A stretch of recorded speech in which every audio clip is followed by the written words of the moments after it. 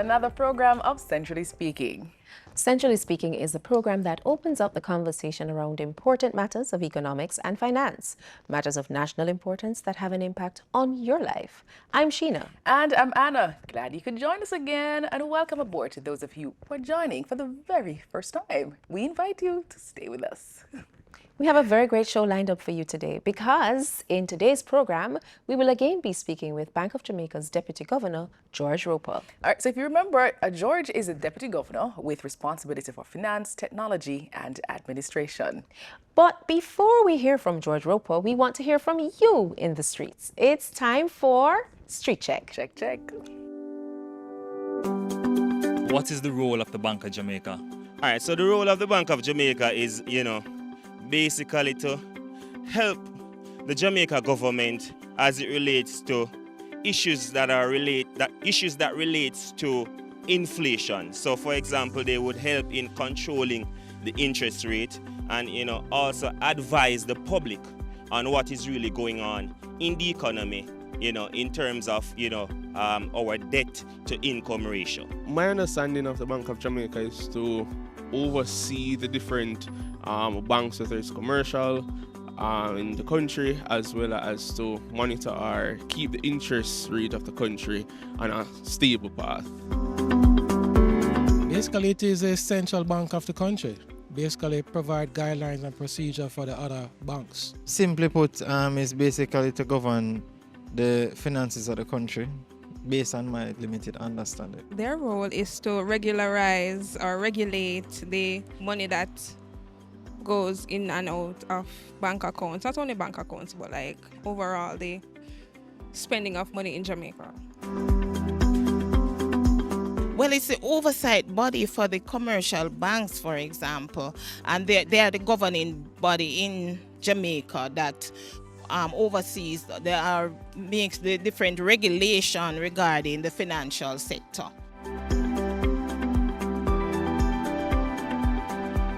And thank you for your responses, my peeps. I see you're in the know. They certainly are. And our guest, Deputy Governor George Roper, will put us further in the know.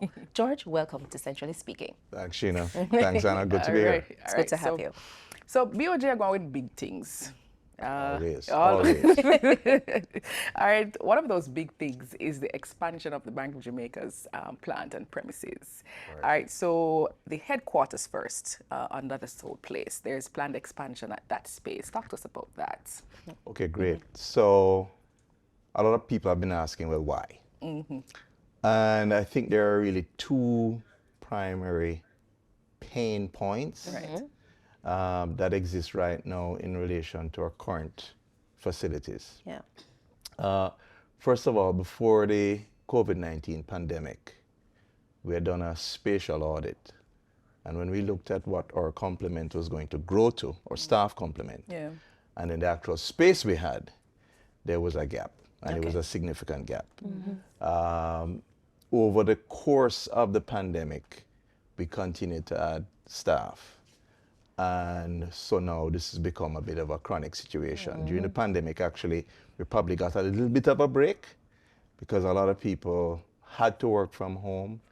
But now, we want staff coming in on a regular basis. That's good for cohesion within the team, to have people working here, and then for new staff as well, for them to get that connection. It's hard for them to get that kind of connection with the organization if they're primarily working from home. Right. And so, the lack of space was a pain point. The other thing that was a pain point, which is kind of connected to the pandemic too, is that parking is a problem in downtown Kingston.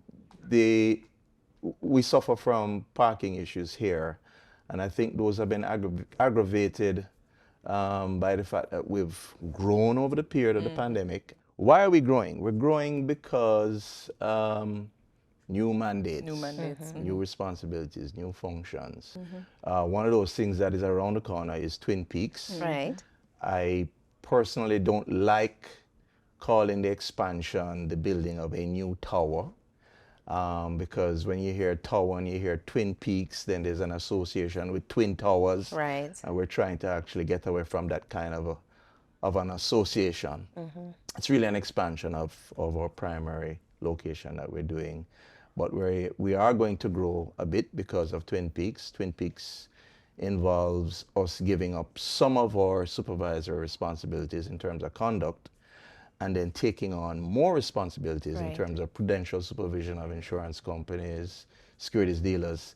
On a net basis, there's going to be growth when Twin Peaks lands. So that's an example, just one example of anticipated growth. So George, my question is two-pronged. I want you to share with us the estimated cost of this expansion. And secondly, I want you to tell us some of the long-term value in terms of this investment. Jamaica has only one central bank. The kind of functions that we carry out are very unique. Nobody else in the country issues and redeems the currency of the country. We are the government's banker. We are the banker for commercial banks. We also manage the country's international reserves. And of course, our primary mandate, I've just mentioned a few functions. Our primary mandate is to promote price stability and financial system stability. Without price stability and financial system stability, it's very hard for a country to have sustained economic growth and development. So if we start with what the central bank is required to do, it's very important. It's important that you have the proper facilities to be able to do what we do in a way that has regard for occupational health and safety. The most important asset that the bank has is the employees. And we want them to be able to do what they need to do in a certain level of comfort and certainly in an environment that is welcoming, and of course, it's healthy and safe for them to do all the things that they have to do to ensure that the country has an effective central bank. And the estimated value? Estimated value. So this is going to be a multi-year project. We have just gotten the approval of Cabinet to engage with a consulting firm that is going to help us with a lot of the work that has to be done pre-construction and even post-construction. And there's a lot of work to be done. There are architectural drawings to be done, mechanical and engineering drawings to be done. There are approvals to be obtained. And at the central bank, we don't build buildings every week. So we need professionals to help us and guide us through that process. And so we went to doing procurement through international competitive bidding. 10 bids were obtained, 3 of them from foreign bidders, 7 local, and I'm happy to say that the award went to a local firm. And it's a local firm with a lot of experience in large construction projects. They've worked in Jamaica and they've worked in other countries in the region, and I expect that we'll get high quality value from the procurement, and they'll help us through that process. Now, potentially, we're looking at a building that's going to be 10 stories, and based on what we're contemplating in terms of the actual square footage, the actual cost of the construction, if you look on current, what currently a square foot is in the construction trade is costing builders and developers, we're looking at potentially $2 billion Jamaican dollars. But it's a big figure. It's a substantial figure. But I should point out that the assets on the bank's balance sheet have been over $1.1 trillion. So you need to put that $2 billion against the total size of the bank's balance sheet. So you have money. Huh? So we have money. We are a central bank, so the size of a central bank's balance sheet is going to be reflective of the the scope and the scale of economic activity in our country. So George, I wanted to talk a little bit more about the expansion and potential displacement. Now, anybody who's done any construction as such knows that there's likely displacement. So tell us and our viewers, how are we planning, or how is Bank of Jamaica planning for those potential displacements given its critical function to the country?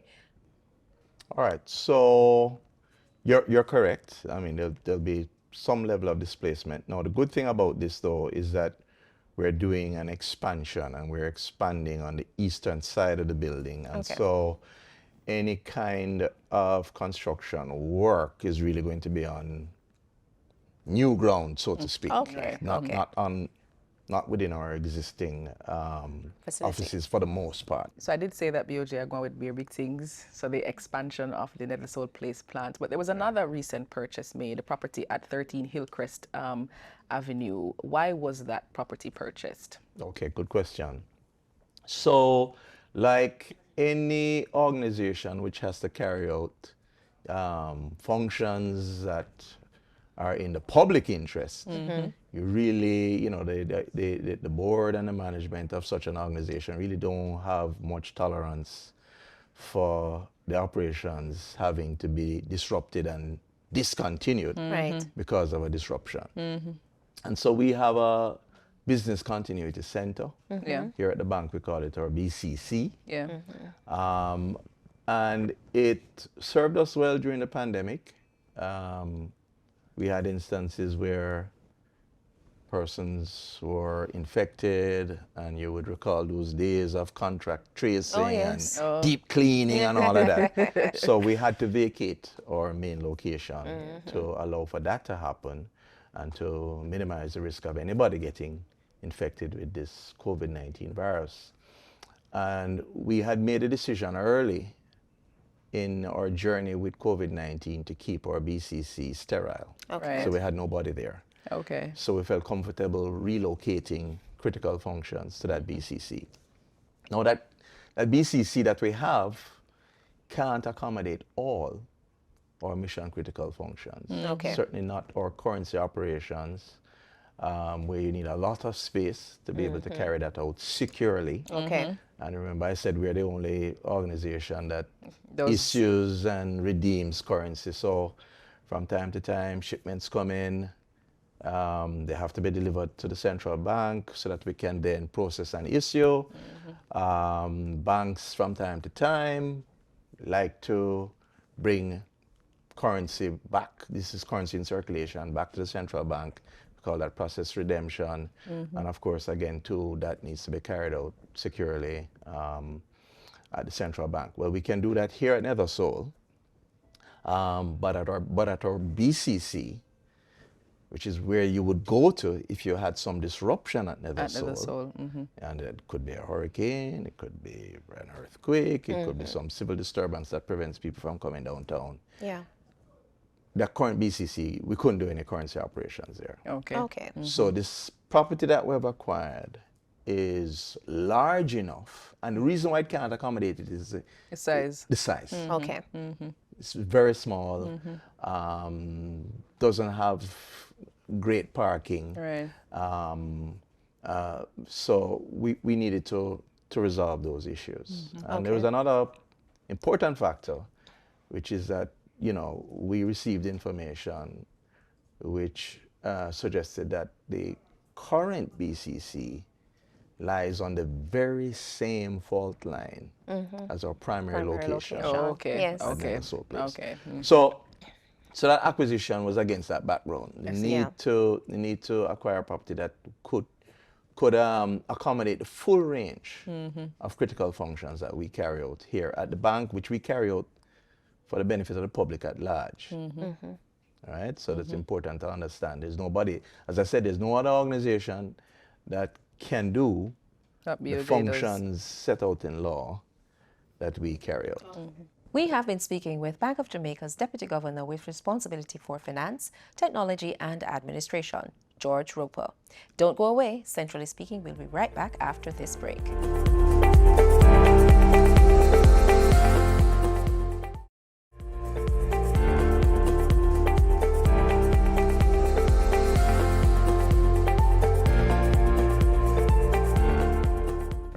back to Centrally Speaking. We're speaking with George Roper. So, George, Bank of Jamaica has articulated a very ambitious vision of being the world's leading central bank. For the viewer watching, not too familiar with BOJ's operations or central banking internationally, what does world leading look like? Okay. And where is BOJ on this very bodacious path?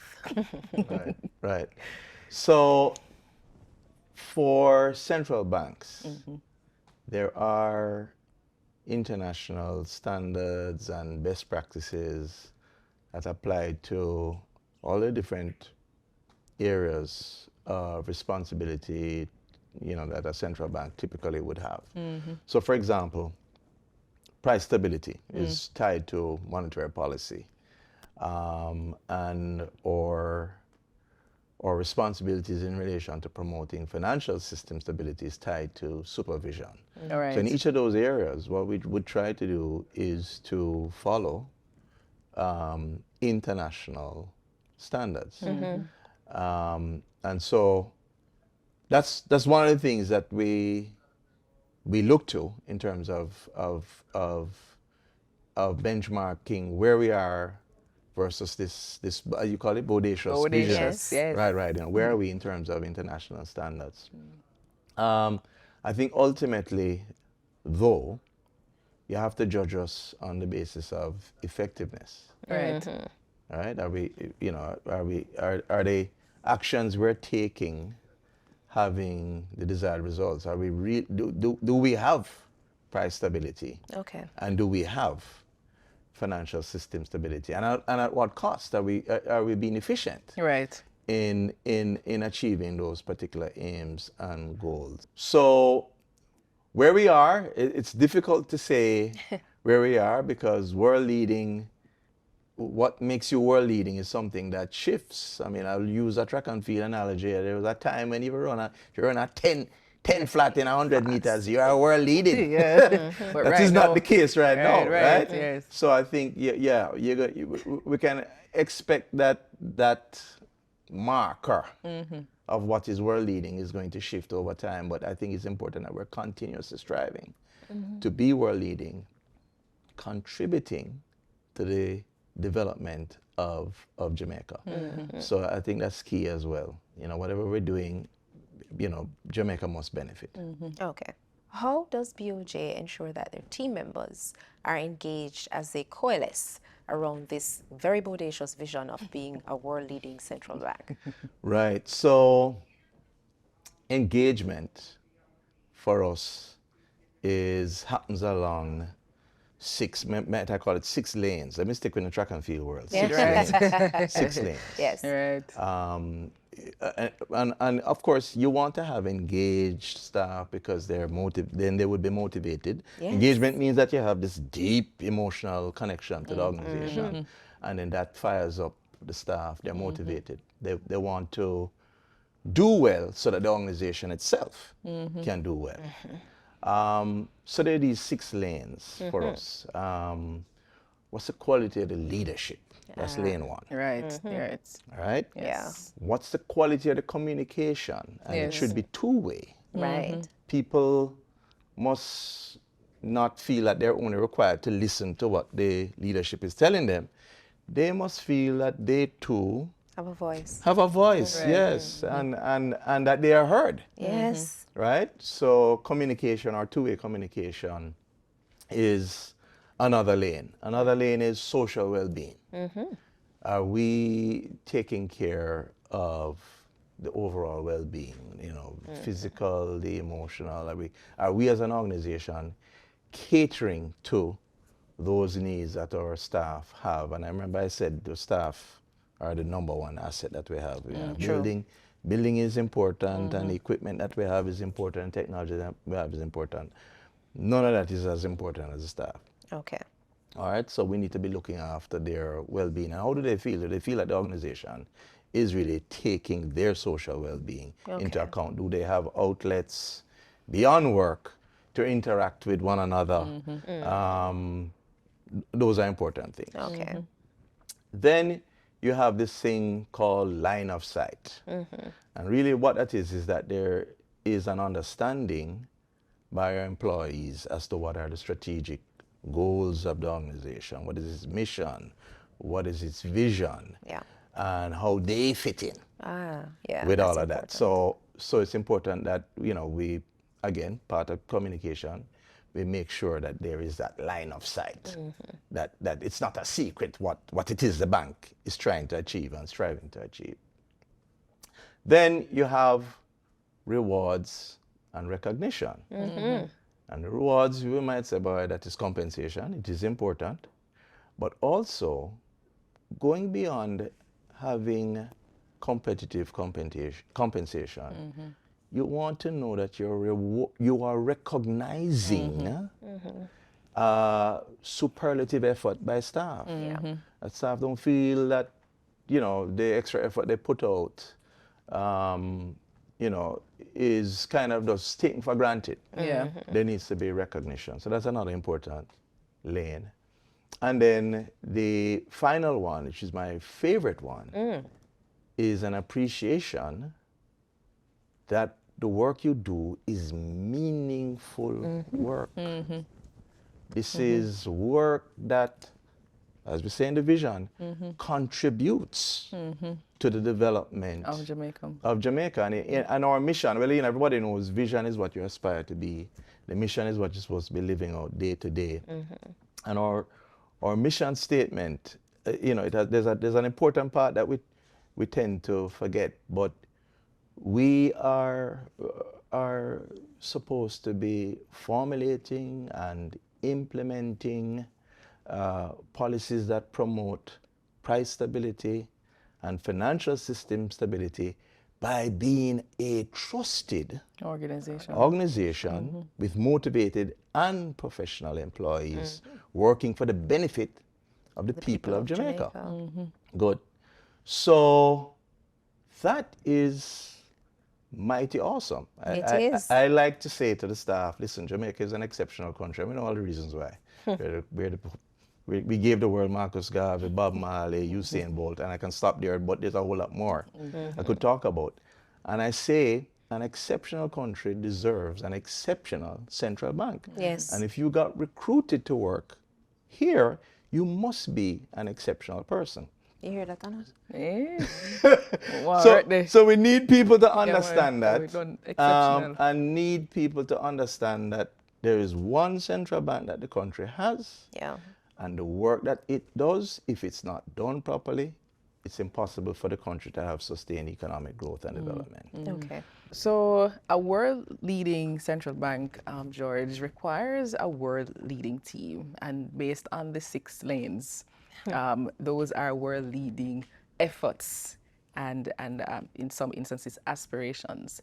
Now, I would like to add a 7th lane, if you don't mind. Sure. The development of the people. Right. How do you develop or continually develop, redevelop your team so that they have the capacity to meet world leading in terms of financial system stability and price stability?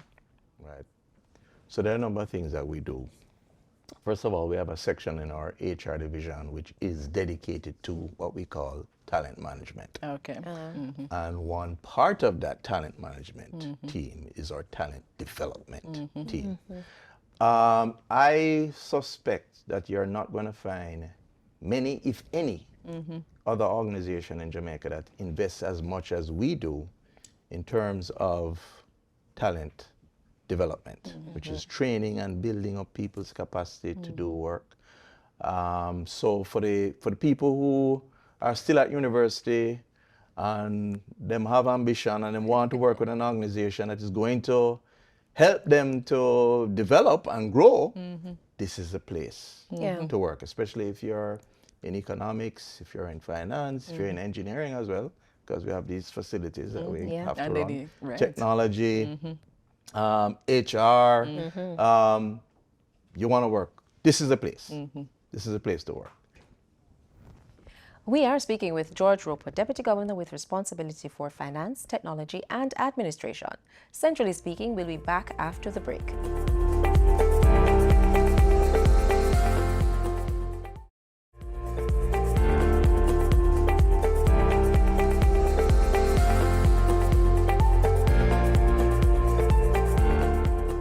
Welcome back to Centrally Speaking. Here we're taking the key points from our conversation with George Roper, Deputy Governor at Bank of Jamaica, with responsibility for finance, technology, and administration. So you know how we do it.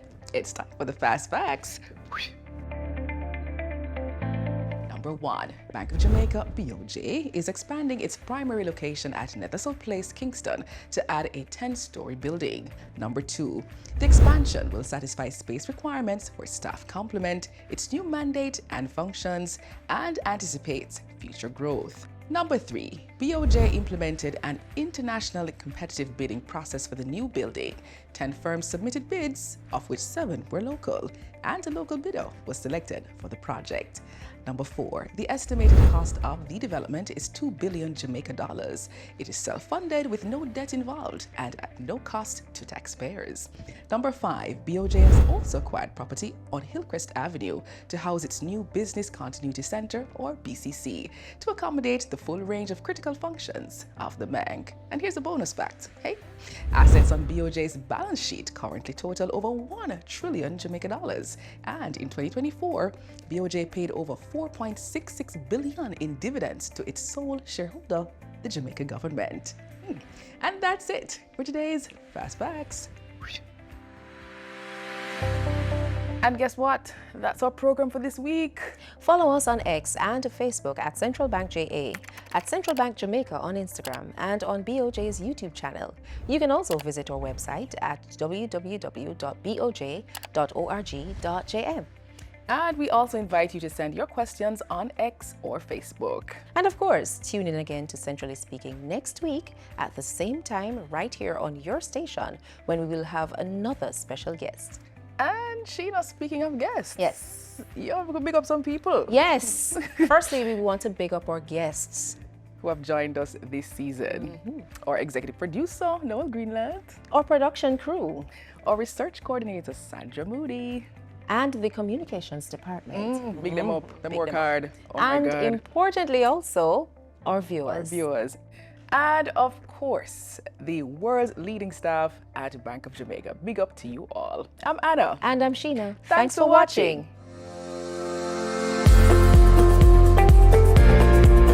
Centrally Speaking is a production of Bank of Jamaica.